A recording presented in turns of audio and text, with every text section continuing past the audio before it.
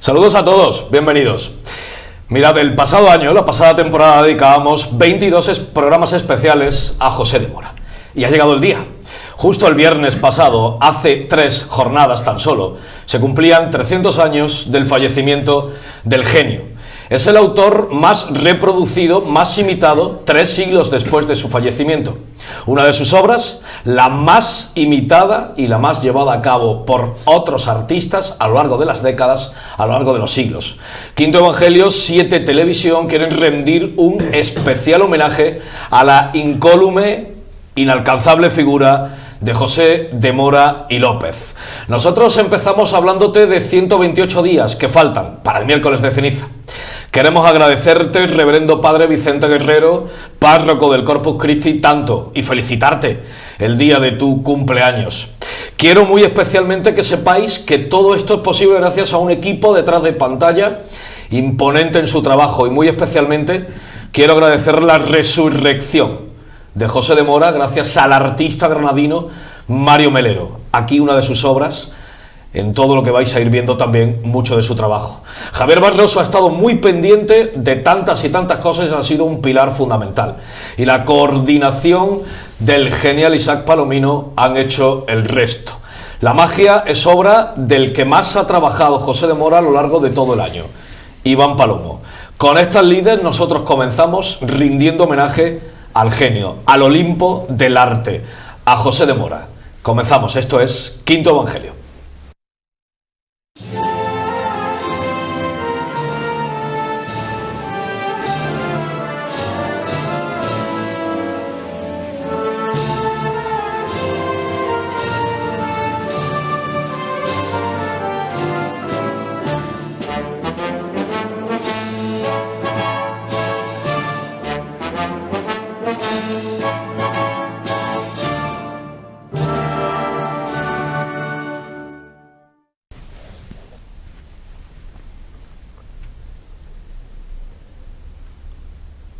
Me place profundamente encontrarme entre amigos, que además de amigos son verdaderos especialistas, verdaderos conocedores de la historia del arte y especialmente de la granadina y de la figura de José de Mora. Y empiezo con Miguel Córdoba, amigo mío. Gracias por venir a tu casa. Muy buenas noches, gracias por invitarme y estar aquí junto a vosotros esta noche. Profesor Juan Jesús, amigo, gracias por venir a tu casa. Sabes que es un placer, David. Isaac Palomino, ¿qué te digo, amigo mío? Porque además, muy buena culpa de que esto sea posible gracias a ti. Bueno, la gracia siempre a vosotros por querer contar conmigo, y siempre he puesto un pequeño granito de arena, y es una alegría poder llegar después de tanto tiempo a este gran día. ¿Qué año nos diste el pasado, hablando de José de Mora durante 22 programas? El año nos lo dio a él, verdaderamente. Sí, ciertamente. Oye, quiero contarte que tenemos una ausencia de última hora provocada evidentemente por una cuestión de salud, una cuestión vital. El profesor José Antonio Díaz Gómez no nos puede acompañar precisamente por ese motivo, y sabemos perfectamente que se va a recomponer todo en la familia y que todo va a salir perfectamente. Amigo, ya sabes que aquí tienes tu casa y que esperamos que esta noticia que te estamos dando y que le estamos dando a los espectadores de 7 Televisión pues sea agua pasajera. Todo nuestro ánimo, amigo. Voy a empezar disparando, y además por el orden natural en el que nos estamos encontrando y nos ven los espectadores. ¿Quién es José de Mora, Miguel Córdoba? Pues empezamos con una buena pregunta, así. Dura y fuerte. Pues yo diría, más de mi especialidad, un hombre espiritual. Así como titular podríamos resumirlo ahí, porque su obra para mí resuma eso, espiritualidad, profundidad. Qué interesante. Juan Jesús lo ha estudiado hasta el punto, profesor, que has desgranado incluso obras, documentar obras de él. ¿Quién es José de Mora? José de Mora es un artista dotado de una personalidad muy acusada. En un plano creativo en donde la fuerte impronta de Alonso Cano marcó severamente el arte granadino, José de Mora logró remontar sobre ese modelo, deconstruirlo y volverlo a construir para crear eso que llamamos el modo granadino. Un artista genial, sin duda. Qué bautizo más bonito nos diste, ¿eh? Qué bonito aquí. Qué bonito fue el modo granadino. Y Isaac Palomino lo puede explicar además en relación con todo lo que produjo después de él el arte granadino. Pues sí, precisamente para mí el genial José de Mora es el gran referente a seguir, aún desde sus propios días, por sus propios coetáneos. De hecho, el primero que lo va a seguir es su hermano Diego, su hermano Bernardo, y hasta nuestros días, como bien estamos viendo, es un gran referente. Hasta Mario Melero, por ejemplo, Mario Melero, por nuestro ejemplo, último eslabón en la escuela, ¿no? Que aquí nos preside, y la verdad es que, bueno, José de Mora es el gran referente, siempre a tener en cuenta, es una garantía de triunfo, puesto que, como decía Juan Jesús, tiene esa capacidad de creación que llega hasta nuestros días. Sois un oráculo, eso está claro, pero además de todo esto os considero mis amigos, ¿no? Os voy a pegar los tratamientos, lo hemos hablado en privado muchas veces. En la sexta temporada, con Isaac y con Juan Jesús, os pregunté, para todos los que siguen el formato radiofónico, si los rasgos faciales de las obras cristológicas de José de Mora tienen algo que ver con su procedencia. Y contigo también lo he tratado, Miguel, en esta ocasión en nuestras tertulias, ¿no? ¿Qué hay de esto, Juan Jesús? Es muy difícil de calibrar. Es verdad que José de Mora acaba acuñando un modelo en el que insiste y en el que, sentimos la tentación de querer ver o un sello distintivo o algo de su propia personalidad. Alguna vez he pensado si no a nivel de autorretrato, pero sí algo de su propia fisonomía se deslizaba en aquellos modelos que quedaron perfectamente codificados hasta tal punto de que se convirtieron en una marca de identidad de la cultura granadina que se fue perpetuando en el tiempo todo el siglo XVIII. Quizás algo de sí mismo, siempre algo de sí mismo pone el artista. Claro. Puede que hasta su propia fisonomía, ¿no? Claro. Precisamente esa condición de estudios tuyos teológicos me sirven para comentarte. Hoy estoy en contacto con la Asociación Hebrea Española. Y me decías tú, no hay que descartar que fuera converso, pero la espiritualidad de Mora es tan marcada, y lo es en el padre, y lo es en el abuelo, y lo es así sucesivamente en línea descendente. Que, claro, está muy marcada la espiritualidad católica. Claro. Y se refleja perfectamente en sus obras. Es decir, si uno coge la espiritualidad del momento y mira la espiritualidad del barroco y vemos cómo se busca plasmar la humanidad de Cristo frente al mundo protestante, que marcaba más el mundo espiritual, la divinidad, el católico hace énfasis en lo humano.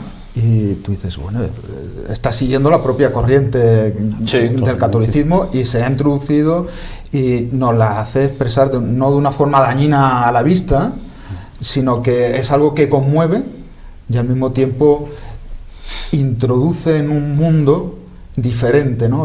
Vamos a decir, lo trascendente a través de lo visible de su obra, ¿no? Claro, sobre esto me sirve para exponer, contaros a todos vosotros también. Nos hemos puesto en contacto efectivamente con la Asociación Hebrea de las Islas Baleares.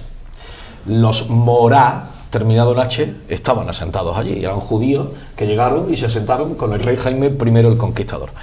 Pero lo que no nos pueden asegurar bajo ningún concepto es que esos Morá tengan nada que ver con el Bernardo de Mora nacido en Porreras, en las Islas Baleares. Todo lo contrario. Es más, nos dirían que no vienen precisamente del mundo judío. O sea, lo que decía el profesor Miguel Córdoba ahora mismo, ¿no? Catolicismo absoluto y unos rasgos faciales venidos por el autorretrato.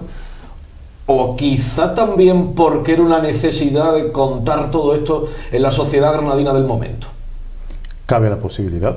Todos los abanicos están abiertos, y de hecho, yo creo que es que tenemos en su obra un gran reflejo, por ejemplo, tanto de esa espiritualidad de la que nos hablaba Miguel. Yo creo que los nazarenos de los Mora son el vivo ejemplo del toma tu cruz y sígueme.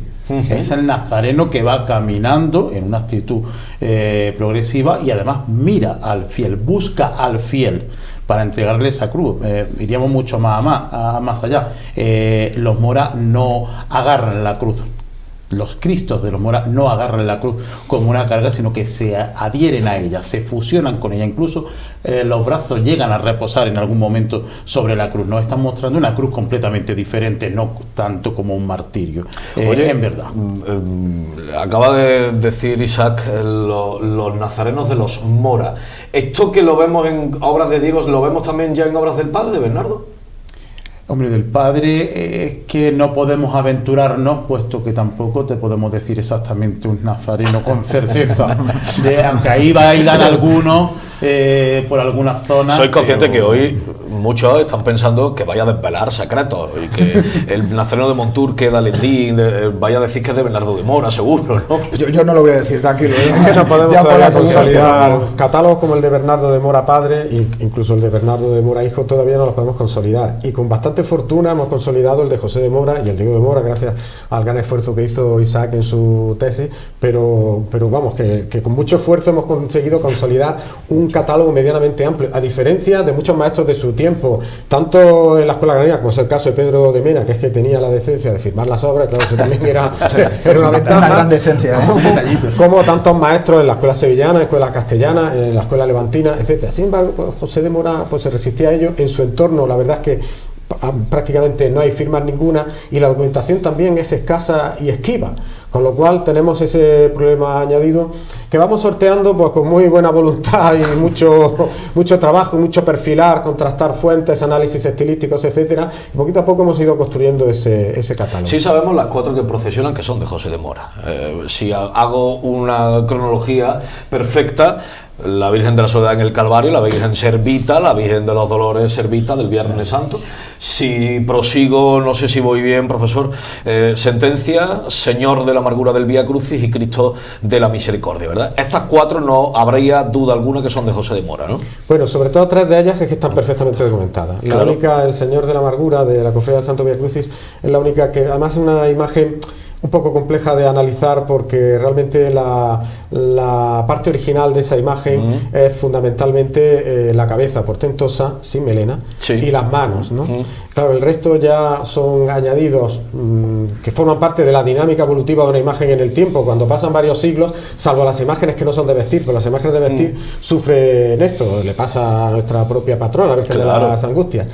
Sin embargo, las otras 3, como no son imágenes de vestir y además están perfectamente documentadas, la verdad es que nos dan muy bien la medida de José de Mora, que en sintonía con lo que comentaban tanto Isaac como Miguel, nos demuestran un artista profundamente reflexivo, es decir, sobre un tema que está perfectamente consolidado, como es la soledad, la dolorosa o el crucificado, o el ecce homo, reflexiona profundamente para crear con mayúsculas, para crear una propuesta, un mensaje, ¿no?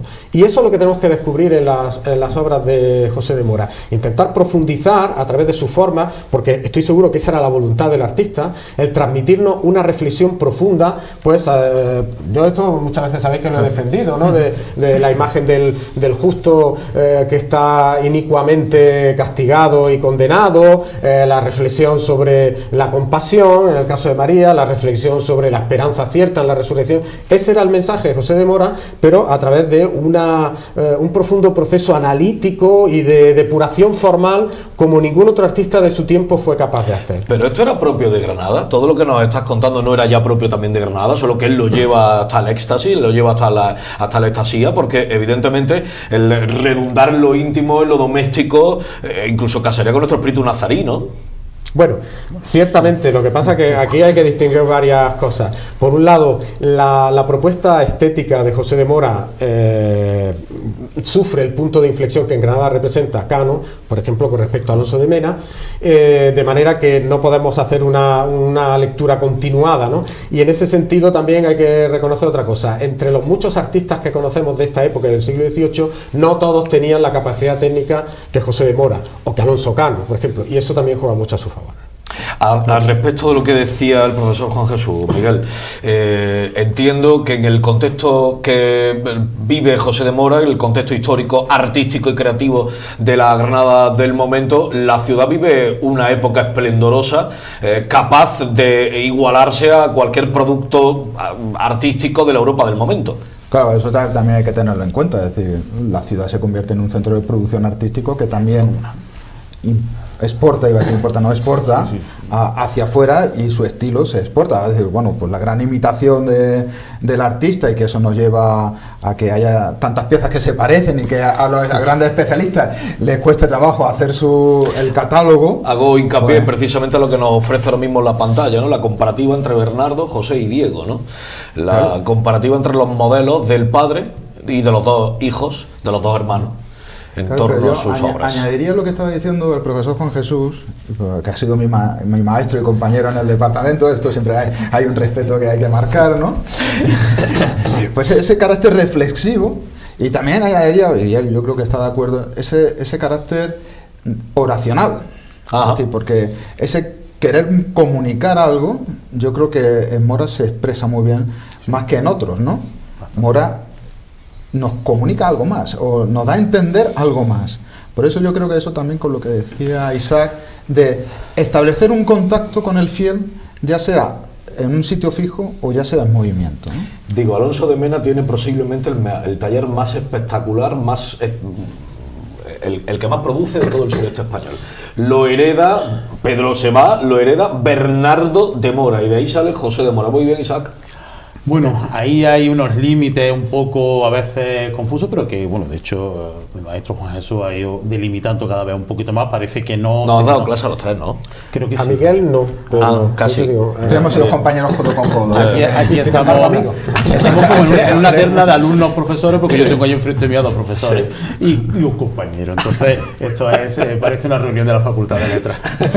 Saca el café, vamos a... Va, abajo.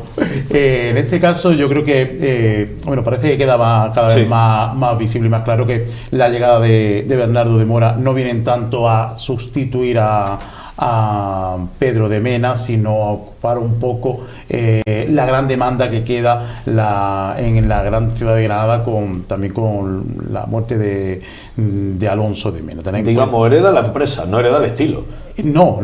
Bueno, hay algunos matices que del estilo se van a transmitir, pero bueno, en este caso vemos algunos matices muy concretos y muy puntuales, no tanto en José, que sí es verdad que va a marcar, para mi punto de vista, un estilo mucho más depurado, mucho más propio, más concreto. Si Alonso de Mena nos puede llegar a través de Diego. José de Mora es otro universo. Oye, os voy a preguntar de forma muy esquemática, porque es una cosa que me interesa y que creo que vamos a ver también en pantalla inmediatamente. Ruiz del Peral. Ruiz del Peral, cuando muere José de Mora, tiene 17 años. Ruiz del Peral no puede seguir a José de Mora tanto como efectivamente podemos ver de aquí a poco en pantalla. ¿Qué opináis al respecto? Bueno, esto yo creo que más o menos se ha podido definir bastante bien. La propuesta estética de José de Mora es la que marca todo el siglo XVIII, pero no es el que la difunde. La plataforma de donde se difunde ese estilo es el taller de Diego de Mora. Y es que fueron como unos 20 discípulos más o menos documentaste aproximadamente, ¿verdad, Isaac? Que es una plataforma, es como un altavoz, ¿no? Extraordinario, que infundió un estilo a toda una época, que fue el siglo XVIII. Fijaos, yo veo aquí las imágenes de José de Mora y de Ruiz del Peral y evidentemente no cabe discusión alguna, ¿no? Pareciera que el discípulo directo de José es Torcuato, ¿no? Esto es una gran capacidad, el saber leer e interpretar, porque la verdad es que en Ruiz del Peral se descubren rasgos propios, pero es verdad que se puede ver también cuál es el fundamento de su estilo. Otra genialidad más de ambos, ¿no? Bueno, a Ruiz del Peral hace falta todavía insistir más, exposición que tenemos todavía abierta hasta principios de enero. Os voy a pedir que me dejéis que os cuente las noticias, la actualidad. Ya sabéis que Quinto Evangelio es un servicio público y que podéis hacernos llegar cuantas convocatorias desean las cofradías y sus asociaciones paralelas. Estas son las noticias según Quinto Evangelio.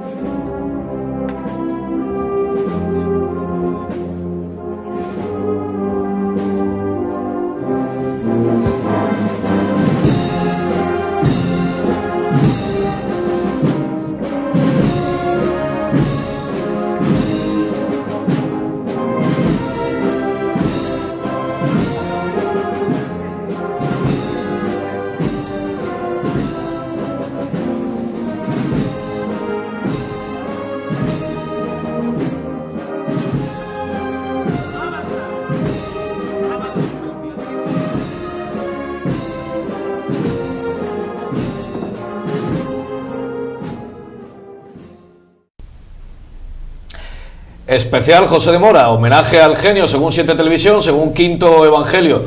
Miren, es que no veo de lejos, pero creo que son las 10:21 y estamos con los profesores Miguel Córdoba, Juan Jesús López Guadalupe y Isaac Palomino. Se ha querido disculpar poderosamente José Antonio Díaz por su ausencia, por motivos lógicos. Amigo, que sí, que todo va a salir bien. Y veníamos hablando de Ruiz del Peral y todo esto, pero vamos a meternos directamente en la vida del genio, si os parece. Lo vamos a meter además de una forma muy interesante, porque vamos a ir viendo en los recursos visuales que nos ha preparado Iván Palomo en la televisión de todos los granadinos su vida. Voy a empezar preguntándoos, decía Gallego Burín, Juan Jesús, que Luisa de Mena no solamente fue su prima, no solamente fue su mujer, sino que fue su musa. ¿Tú qué opinas al respecto? Pudiera ser. Es verdad que caminamos por el resbaladizo terreno de la hipótesis, pero un casamiento tardío, después de un primer casamiento por parte de ella, el hecho de que cuando el primer marido de Luisa de Mena muere en Sevilla, ella estaba viviendo en Madrid, en la misma parroquia que su primo José de Mora. Es curioso, ¿no? No va a ser una coincidencia. No va a ser una coincidencia. Sí, efectivamente, había algún tipo de relación. Es muy curioso, Bernardo de Mora, el padre, apadrinó a la primera hija de Luisa de Mena y Juan Clavero, su primer marido. Había una relación familiar muy estrecha que, sin hacer prensa rosa, ¿no? Pues llegó al final a esto, y probablemente fue algo que un personaje que tuvo que tener una profunda vida espiritual, lo estamos comentando, como José de Mora debió de tener, estas cosas siempre marcan, lo hemos vivido todos. Yo creo que es algo que debía de tener muy dentro, porque al final fraguó en esto, ¿no? Bueno, Diego de Mora también dio un pequeño escandalazo con su esposa, ¿verdad? Sí, un poquito. Y Ruiz del Peral también. Sí, no se quedó corto. Ruiz del Peral yo creo que supera a todos los demás, ¿no? Del Peral ya, o sea, los artistas. Aglutina. Vera Moreno no, Vera Moreno se metió directamente en el mundo del sacerdocio y ya no tuvo más problemas con ese asunto. Sí, ¿no? sí, luego casó. No, luego casó, sí. Casó luego al final, ¿no? Solo los órdenes de menores órdenes, pero luego se salió, sí, se casó normalmente. Y ya sí, bueno, se casa con la hermana de la hija adoptiva de Diego de Mora. Exactamente, sí. Sí. No se da el caso de el discípulo que se enamora de la hija del maestro, pero casi. No sé si a Telecinco le puede interesar este formato para su programación. Mientras que no haya documentos, yo... Los formatos marianológicos de José de Mora son especiales. Por supuesto no tienen nada que ver con los tipos de Pedro de Mena, por supuesto no tienen nada que ver con lo anterior, y por supuesto ejecutan un canon que resume a la perfección el dolor de María según Granada. Y yo creo que resumen, el mensaje de una mujer, que estamos acostumbrados muchas veces a ver a mujeres más jóvenes y olvidamos que María tendría que tener una edad cuando su hijo muere en la cruz, ¿no? Y entonces Mora tiende a marcar más los rasgos de una mujer ya más madura, y que eso pues también nos permite a los fieles conectar con esa visión de madre, ¿no? Porque siempre nuestras madres, aunque siempre las vemos jóvenes, y siempre son jóvenes. Oye, que viene marcado por la Virgen de la Angustia, ¿eh? La tipología facial de la Virgen de la Angustia creo que ha sembrado en la ciudad, ¿no? Sí, todo siembra. El dolor contundente, ¿no? Claro, sin un dolor edulcorar, contundente, sin edulcorar, pero profundo. Tampoco sin romper en lágrimas un dolor hacia afuera externo, sino también muy contenido, ¿no? Como una madre sabe contenerse en esos momentos, ¿no? Porque no me imagino a María, o yo por lo menos no me la imagino rota a los pies de la cruz, sino manteniendo la fuerza para sostener también el dolor del hijo, y sostener el dolor de en esa época, incluso desde la propia corona, como sabemos, por la regente Mariana de Austria, se produjo una gran propagación de la devoción a la Dolorosa en España. Y yo creo que tenía un poco que ver también con la propia reflexión sobre una situación tremendamente crítica que era la que vivía la monarquía hispánica en ese momento, la propia reina regente, madre de un rey incapaz, ¿no? Y ese sentimiento de angustia, de soledad, de dolor, y que se transmitía en realidad a una sociedad que estaba imbuida de un fuerte pesimismo y tal, porque, bueno, pues porque el siglo XVII es un siglo para la monarquía hispánica de profunda crisis, y yo creo que todo esto son elementos que a lo mejor operan en la mentalidad de José de Mora a la hora de intentar reflexionar sobre el dolor de María, compararlo con el dolor humano de su tiempo y ofrecerlo a través de imagen. Estamos viendo la sociedad, por tanto, de la época, ¿no? Pero yo iría más allá, me vaya a disculpar, en cuanto que había hablado de la Virgen de las Angustias como gran referente de la Dolorosa en Granada. Y en el caso de José de Mora, yo es que lo veo en ese punto concreto de la Virgen de los Dolores, luego Soledad de Santa Ana, poquito innovador. Yo lo veo que se arriesga, porque había hablado precisamente del gran icono que hasta el día de hoy marca la devoción mariana dolorosa en la ciudad de Granada, en su provincia, y bueno, digamos más allá, puesto que es un icono verdadero, pero es una gran devoción que arrasa con otras devociones marianas en la provincia, y casualmente José de Mora se plantea hacer una imagen que marca también un antes y un después, que va a crear un hito iconográfico. No ha cumplido 29 años cuando lo hace. Tarda 180 días en hacerla. Y para colmo de males tiene una referencia absoluta a la Soledad al mínimo de Becerra, que nos ha traído nada menos que Cano a través de la pintura. Y como dice Isaac, deshace todo. Pero la desbanca, vamos, yo creo que la desbanca por completo. Nos da otro tema iconográfico, otro modelo que rompe con eso, además transmite otra cosa. Además, esa imagen se convierte no en una meta, sino al contrario, en un punto inicial. A partir de ahí evoluciona el Mora maduro, el Mora personal, el Mora creativo, el Mora que ha aprendido mucho, no tanto técnicamente, sino más bien estéticamente, ideológicamente, de Alonso Cano, y que está en posesión de recursos técnicos, pero también de conocimientos y de una capacidad reflexiva propia como para crear. Y a partir de ese momento, en la década del 70, en cuanto regresa de la corte, encontramos el gran Mora. Me sorprende mucho lo que me contáis, porque yo empiezo a observar sus imágenes cristológicas y les veo los rasgos, patrones, estilemas, patrones de José de Mora, pero en Dolorosa no lo veo. En la Dolorosa de Santa Catalina de Zafra, en la Dolorosa de Santa Isabel la Real, en la Dolorosa de Londres, en la Dolorosa que es hoy Soledad en el Calvario de Santa Ana. Rompe por completo, no tiene un canon prefijado. Pero yo diría que hay una evolución, y luego además a mí me gusta, a veces en conferencias pongo una imagen con 6 u 8 bustos de Dolorosa y siempre advierto, digo, seguramente no todos son de José de Mora. Claro, no todos son de José de Mora, pero sí de su tiempo o poco después, ¿no? O sea, a lo mejor pues, son del siglo XVIII o hasta 1750, vamos a poner muchos, no todos de José de Mora, pero tuvo la capacidad suficiente para crear y para difundir, ya digo, a través de la plataforma que le ofrecía el taller de su hermano Diego, un modelo propio. Y en algunos ejemplos yo diría, lo que pasa es que también son imágenes retocadas. Por ejemplo, el busto de Santa Catalina de Zafra está repolicromado, pero sin embargo de una calidad extraordinaria. Me parece también buenísimo el del Convento de las Maravillas, de las Carmelitas de las Maravillas de Madrid. Bueno, eso es una cosa espectacular, ¿no? Bueno, y por ejemplo, el que estaba en el Convento del Ángel Custodio, que hoy está en el Museo de Bellas Artes, si lo comparamos con la Soledad del Oratorio de San Felipe Neri, o con el busto de la colección Güell que está en el Museo de Valladolid, nos dábamos cuenta de cómo se ha producido esa evolución. El primer modelo, un modelo que parte de probablemente una imposición que el oratorio le propusiera a José de Mora, que era el modelo de Becerra de Madrid, y cuando crea él un modelo propio, y ese modelo propio ya sí que crea pues esa nariz aguileña, la frente despejada, las mejillas escurridas, etc. Lo que conocemos como un Mora, ¿no? Es decir, esto es un Mora. Claro. Pues, aparece en ese momento. Os voy a poner un pequeño compromiso. Empiezo contigo, Isa. ¿Policroma sus obras?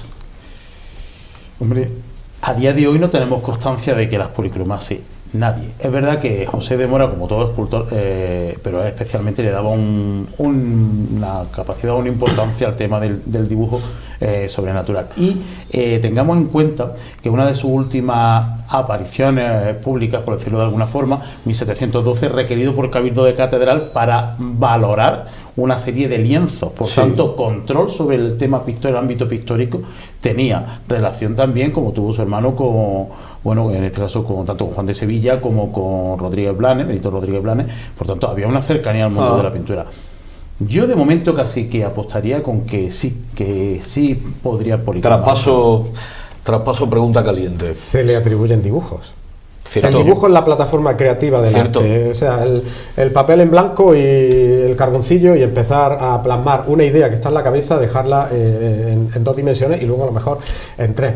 No solo eso, sabemos que, por ejemplo, recibe algún pago en especie cobrando en cuadros. Ujú. Precisamente la imagen del Cristo de la Salvación o de la Misericordia. ¿Esto qué nos indica? Nos indica que José de Mora sentía aprecio por la pintura, quizás porque la practicaba. No tanto pintura de caballete, pero sí sabía de técnica pictórica, porque desde luego las policromías de las grandes obras, de las obras perfectamente modeladas de José de Mora son con una técnica de veladuras y de manejo en el color, conceptos plásticos, claroscuro, etcétera, extraordinaria, a la altura de Cano. Claro. A la altura de Cano. Y es que eso no todos los artistas lo hacían en su tiempo. José Risueño se policroma a sí mismo, está en el gremio de pintores también, evidentemente. Claro. A Pablo de Rojas le toca su sobrino, el gran Pedro de Reyes, nada más y nada menos, ¿no?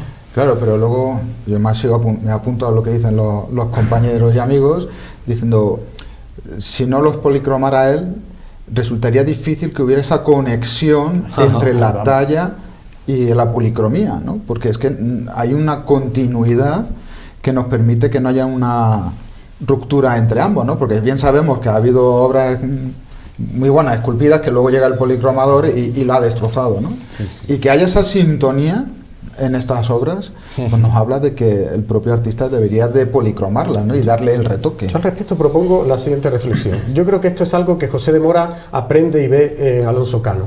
Para un artista profundamente reflexivo como José de Mora, esclavo del matiz, dotado técnicamente de un modo extraordinario, ¿dejaría una parte sin concluir de su obra al azar para que se estropeara? No. Él mantiene el control absoluto de la obra, modelando, tallando y policromando. Control absoluto de la obra. Me voy a sumar a lo que dice Jesús. Y va en consonancia con el tipo modelo de artista elitista o que considera en la escultura como un arte, caso del propio Alonso Cano, caso del propio Miguel Ángel en Italia, una persona que, como bien dice Juan Jesús, va a controlar todo el proceso creativo. Yo creo que, y además que bien sabemos ciertos detalles de presentaciones de obras a los clientes y tal, lo más posible. Y además yo apunto un pequeño detalle: el tipo de policromía, por ejemplo, hablemos de los matices de carnaciones, del tratamiento epidérmico y tal, es compartido por el resto de la casa, de la saga. Yo creo que es una formación que posiblemente desde él se extienda a sus hermanos también. Hablando de la saga, hablando de la familia, Isaac, Cecilio López, su tío abuelo, ¿verdad? Cecilio López, su abuelo. Su abuelo, perdón, Directamente. su abuelo, perdón. Materno. Bien. Vamos a entrar en el terreno que más nos gusta a los granadinos, que es la de las leyendas. Ya sabéis que los túneles de la Alhambra están llenos de piedras preciosas, ¿verdad? Sí. Y ya sabéis tantas otras cosas que suceden en esta ciudad nuestra, que Isabel la Católica no lavaba su camino. Bueno, las leyendas de Granada, que os voy a contar, qué daño hizo Washington Irving. ¿Qué hay de esa locura? ¿Y qué hay de esa herencia de enfermedades mentales en José de Mora? Bueno, la herencia que verdaderamente sabemos que reciben es el impago de un retablo en Cazorla. Eso es lo que sí sabemos perfectamente. Y hombre, sí tenemos constancia de que el abuelo materno, residente en Baza en su momento, cuñado a la sazón de Alonso de Mena, va a tener una enajenación mental, puesto que su hijo Cecilio es quien se hace cargo de las gestiones, al fin y al cabo, del taller. No es descabellado que por rama genética José de Mora sufriese algún tipo de desvarío, algún tipo de pequeño matiz psicológico, pero bueno, tanto como llegar a tachar de locura, ahí estamos hablando también, ya no solo de las leyendas, sino de, creo yo, de ese aura que se le quiere dotar Claro. a muchos artistas. Es como el caso del mal temperamento. Un mal temperamento que va a compartir, curiosamente, Cano, Miguel Ángel en Torrigliano, ahí ¿no? ahí lo tenemos. Es la repetición del canon, del modelo de la historia que se le atribuye a los grandes. Bueno, sabemos algunos pequeños detalles de cómo, bueno, la relación familiar se iba según testimonio de la propia esposa de Diego de Mora, pues bueno, que tenían un carácter particular que podría que al más pequeño de los Mora no le permitiesen casarse con su futura esposa. Pero bueno, de ahí a que tuviésemos unos caracteres completamente malhumorados, insoportables, y que estuviese loco del todo, pues bueno, a ver. Hay que tener en cuenta una cosa: José de Mora muere con 82 años y medio en el siglo XVIII. Eso era un milagro. Absoluto, eso era un milagro. ciertamente. Es decir, ¿es locura o simplemente la senilidad de alguien que ha alcanzado una edad muy, muy alta y que no que se ha era quedado normal? solo, que no tiene descendencia y que se ha encerrado en casa, ¿no? Entonces, pues no creo que pueda entenderse exactamente como una enfermedad mental, sino simplemente las consecuencias de la edad que aún hoy con nuestros medicamentos sufrimos cuando llegamos a una edad desavanzada, ¿no? Probablemente por ahí, y al propio abuelo le pasaría quizás igual, que no es exactamente a lo mejor como la madre y la hija de la reina Isabel, que eso sí que era locura, ¿no? Pero vamos, que era simplemente efecto de la edad, ¿no?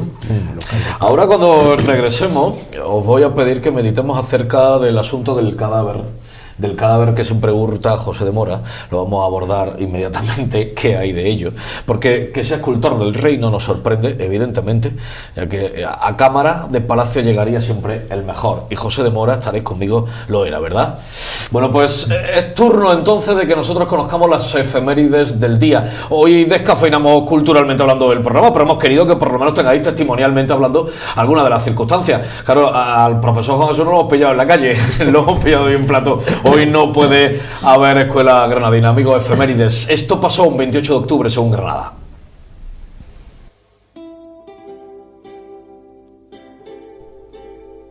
Un 28 de octubre de 1485 fallece el rey de los granadinos, el sultán Abul Hassan, conocido como Muley Hacén, hace 539 años.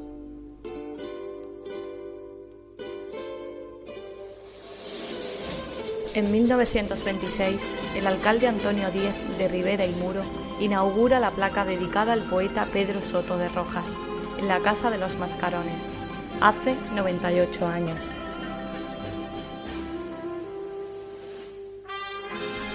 En 2018, como clausura del 8º centenario mercedario, la Virgen de la Merced llegó en Rosario Vespertino hasta la iglesia de la Magdalena, hace 6 años.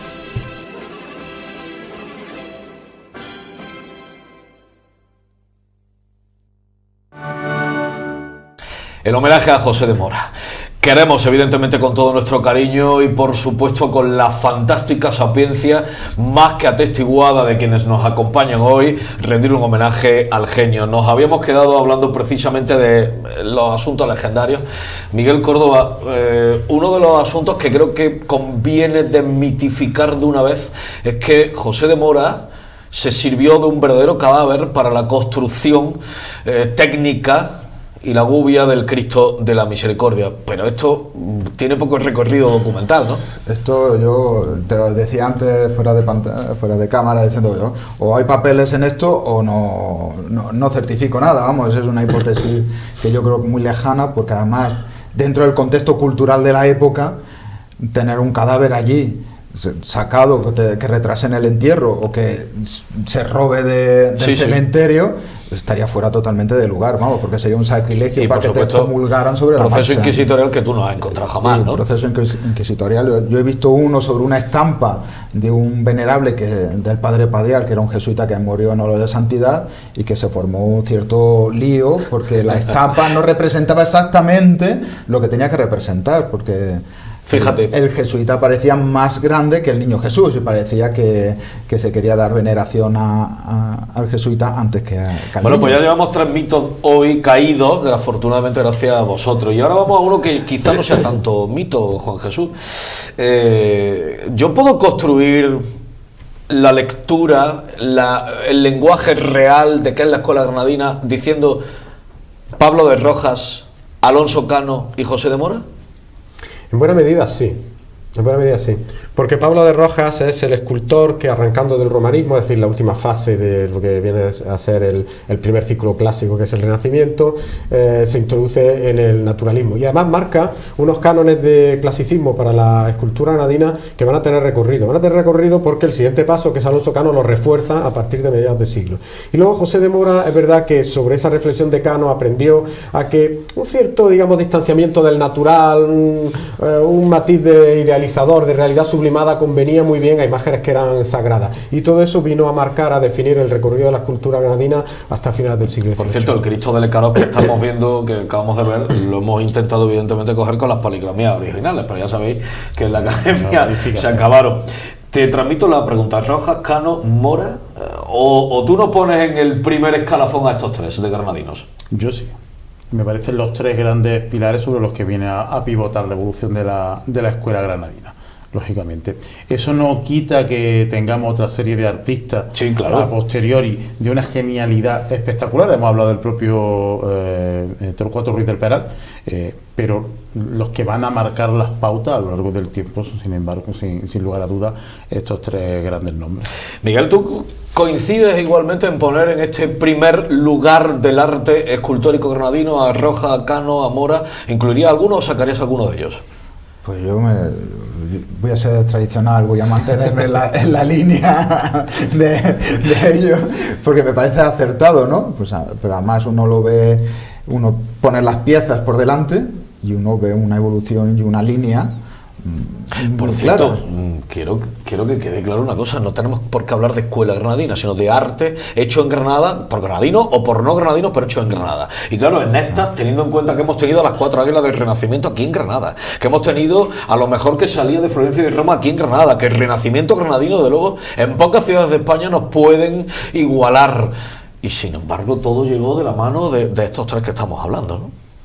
Bueno, pero vamos a ver, es la propia dinámica de la historia de la ciudad y de su producción artística, que además todo esto lo que determinó es que una ciudad que durante el siglo XVII entra en lento declive, había periclitado sobre todo el gran destino que iba a tener, porque podía haber sido panteón imperial, etcétera, y no lo fue. Sin embargo, se mantuvo como un núcleo de producción artística muy vital, incluso en época ya de profunda decadencia. Me estoy refiriendo a 1770, 1780, 1800, en donde desde luego los artistas que poblaban la ciudad ya no eran ni Cano, ni Mora, ni Ruiz del Peral, pero sin embargo se seguía demandando, por lo menos de toda Andalucía Oriental, obras a Granada, a base de un gran y bien merecido prestigio de siglos que había arrancado pues casi desde la propia conquista castellana, ¿no? Me parece muy curioso, Isaac, durante siglos, decía Juan Jesús, se ha mantenido precisamente ese prestigio. Pareciera que José de Mora ha absorbido todo y que tras él no ha sido capaz la escuela de visos de creatividad distinta. Hombre, siempre hay algunos pequeños matices de creatividad, de originalidad y de genialidad, pero claro, es que ahí redunda la importancia de un genio, ahí redunda la grandiosidad de un genio, es que ha sido capaz de marcar un modelo sublime, completamente diferente, que se ha querido imitar. Que ya os decía al principio, por sus propios contemporáneos, luego a través de mucho de la gran plataforma de expansión, como decía Juan Jesús, que es el taller de Diego de Mora, con esa más de veintena de discípulos, pero es que se continúa a lo largo del tiempo y es que llega hasta nuestro propio siglo XX. Es un gran referente, como hablábamos, sin lugar a dudas, un referente para tantos siglos, no se puede desbancar tan fácilmente. El propio Ruiz del Peral, sin embargo, sigue su modelo, pero marca una serie de grafismos muy particulares que marcan la diferencia.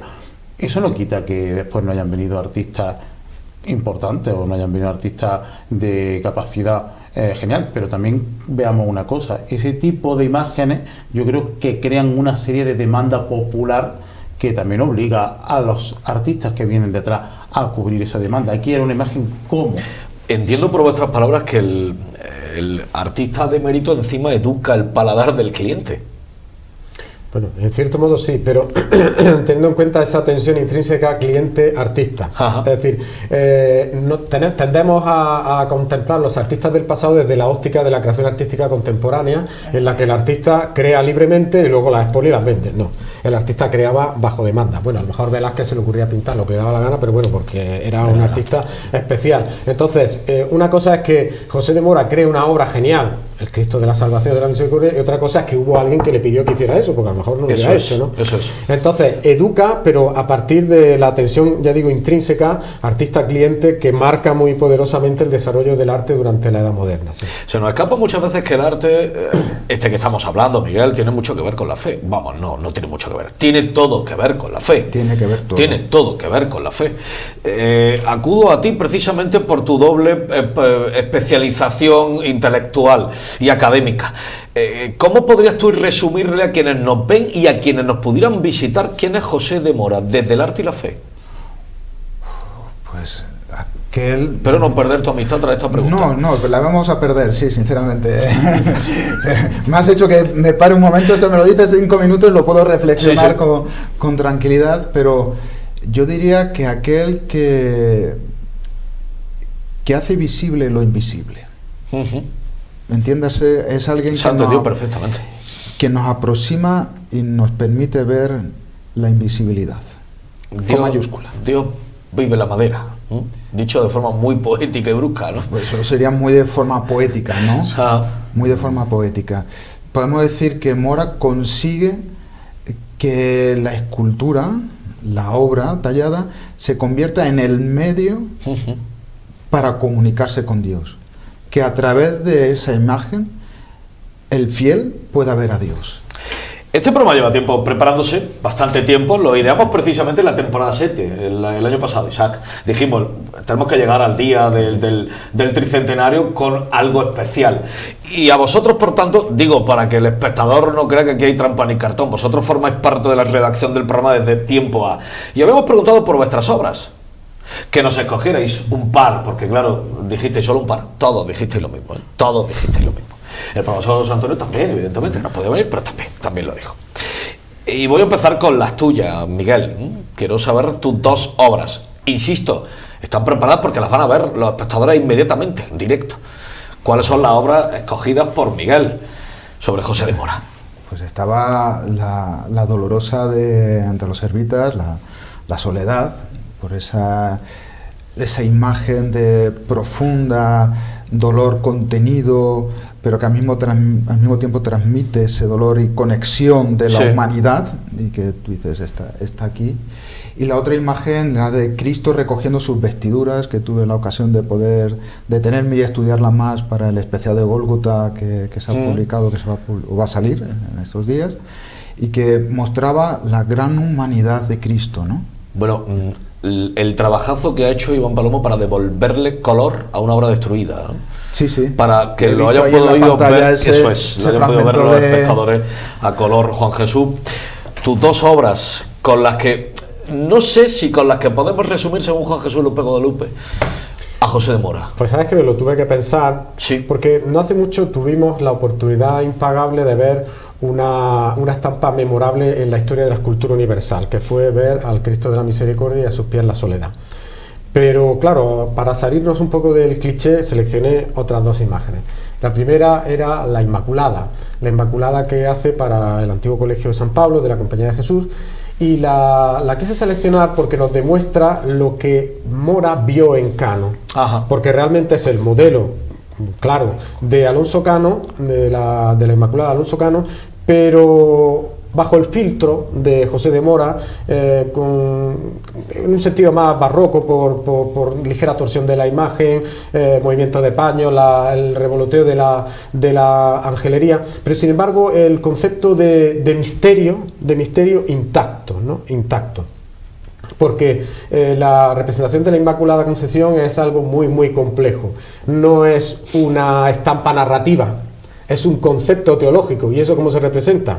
Pues hay que hilar muy fino. Y el segundo era el San Bruno, y era el San Bruno porque nos muestra el Mora maduro. El Mora que me gusta llamar el escultor del silencio, pero no solo por el Cristo del silencio, sino porque sus obras es que tienen como un aura silente, como un mandar callar al espectador que las contempla, realmente extraordinario. Y ese San Bruno lo definió muy bien Gallego Burín, dice, parece no tener nada dentro, es puro fuego, espíritu, revolotea su hábito y todo asciende a través de una mirada que se pierde en la contemplación de Dios, ¿no? Y me parece además, en un formato pequeño, tan granadino, me parece una obra sublime. Sí, señor. Isaac, tú escogías otras 2, evidentemente, y además muy curioso porque prácticamente no repetíais, ¿eh?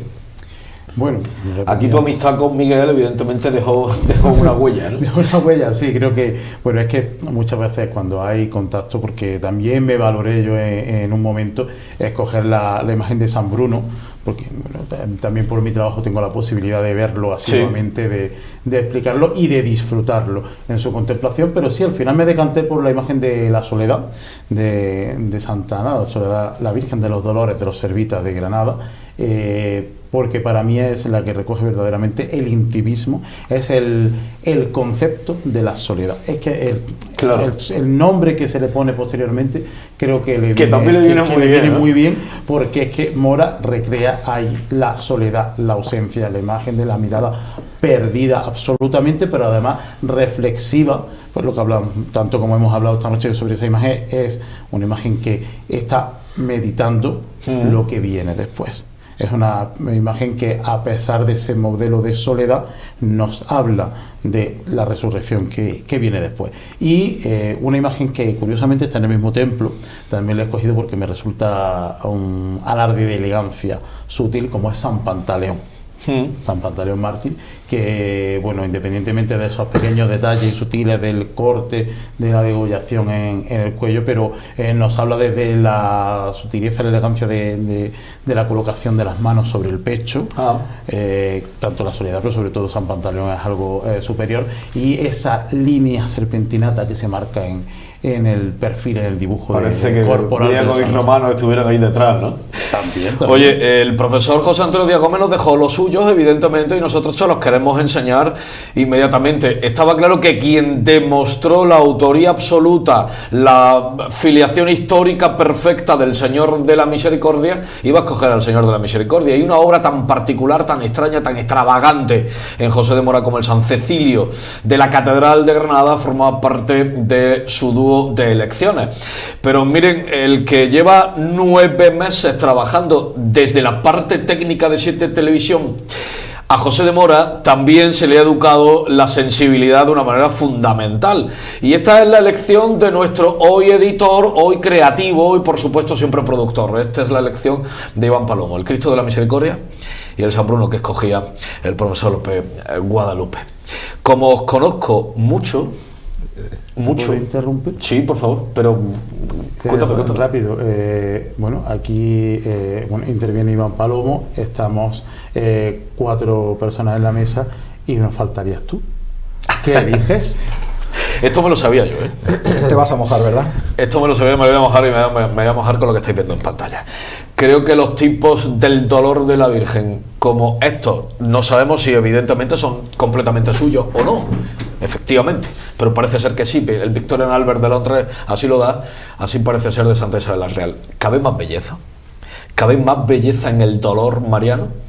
Ojalá esto fuera de vestir y saliera por la calle de Granada a popas, porque sería espectacular. Se me acaba el tiempo y quiero saber muy puntualmente unas cosas de vosotros, o de José de Mora, gracias a vosotros. El Cristo de la Sentencia, Juan Jesús. Una obra sublime, y además creo que tiene algo muy personal de José de Mora por las circunstancias en las que se produjo, porque le recibió un pago muy corto, monetariamente, pero sin embargo se le ofreció una memoria de misa en el convento del Carmen. Yo creo que tuvo que estar vinculado a una evidencia personal. Colegí en su tiempo que pudo ser la muerte de su padre, porque se produjo el año anterior a la realización de la imagen. El Señor de la Amargura, muy probablemente de José de Mora, impone como el nazareno de los nazarenos granadinos, ¿no? Sí, y ante el que hay que guardar silencio para rezar y acompañar en ese Vía Crucis. Qué fantástica definición. Experto como nadie en Diego de Mora. De Diego de Mora, el Señor del Rescate, de Diego de Mora, la Virgen de la Amargura, ¿sacamos de José de Mora al menos? Sí, al menos el Señor del Rescate, sí. La Virgen de la Amargura, creo que por el prototipo femenino, que como hemos visto, dista un pelín de los modelos de su hermano José también. Muy rápido, Isas Palomino, ¿el Cristo más guapo del mundo, el Cristo del Rescate? Pues mira, me divides ahí. El Cristo más guapo del mundo tiene 2 espejos. El Señor del Rescate en la Magdalena y nuestro Padre Jesús en Albuñuela. Mira en pantalla cómo puede llegar Granada a lo que jamás nunca después de esto podremos llegar. La belleza absoluta de José de Mora juntas en el estado mater perfecto. He aprendido una barbaridad con vosotros, yo lo sabía. era plenamente consciente. Además lo he hecho de la mano de amigos y de las personas que me inspiráis en tantas otras ocasiones, bien con vuestros trabajos, con vuestra amistad y por supuesto con cuanto nos contamos, telefónica o personalmente cada vez que tenemos oportunidad. Miguel Córdoba, gracias de corazón por Muchas tanto. gracias a vosotros, de verdad. Profesor, ¿qué te digo? Si evidentemente encienden luces allá donde hay oscuridades. Bueno, lo intentamos al menos, pero muy agradecido siempre. Gracias de corazón, Isaac Palomino. Gracias por todo lo que te has volcado en que esto sea posible, en que este programa sea posible. Gracias a vosotros por permitirme vivir este momento con vosotros. Nos falta José Antonio Díaz, pero ha estado muy presente a lo largo de todo el programa y esperamos que podamos coincidir muy pronto.